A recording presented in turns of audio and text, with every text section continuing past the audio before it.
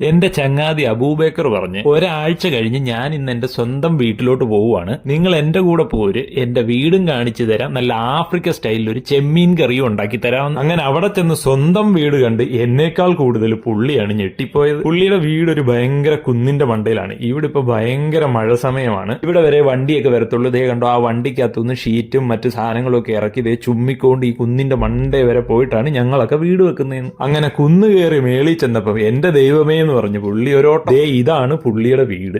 കഴിഞ്ഞ ദിവസത്തെ കാറ്റത്ത് പുള്ളിയുടെ വീടിന്റെ മേൽക്കൂര പാറിപ്പോയത്രേ. ഏതായാലും ചെമ്മീൻ കറി വെക്കാൻ പറ്റിയ സമയം. അങ്ങനെ രണ്ടും കൽപ്പിച്ച് ഞാനും അതിന്റെ മണ്ടയിലൊന്ന് വലിഞ്ഞു പിടിച്ച് കയറി. ഇതിന്റെ മുകളിൽ നിന്ന് നോക്കുമ്പോ എന്താ ഒരു വ്യൂ ഒക്കെ അടിപൊളിയാണെങ്കിലും ഇത്രയും റിസ്ക് എടുത്ത് ഈ കുന്നിന്റെ മണ്ടയിൽ വീട് കെട്ടി താമസിക്കുന്ന ഇവരെ സമ്മതിക്കണം. ഇവിടെയുള്ള മിക്കവാറും ഉള്ള വീടുകളെല്ലാം ഇതുപോലെ ഷീറ്റ് ഇട്ടതാണ്. നല്ലൊരു കാറ്റ് വീശിക്കഴിഞ്ഞാൽ ഇതാണ് അവസ്ഥ. അങ്ങനെ പുള്ളിയുടെ വീട് പണിക്ക് വേണ്ടി നമ്മളെ കൊണ്ടാവുന്ന ഒരു ചെറിയ സഹായവും ചെയ്ത് പാളിപ്പോയ ചെമ്മീനുമായിട്ട് വീട്ടിലേക്ക്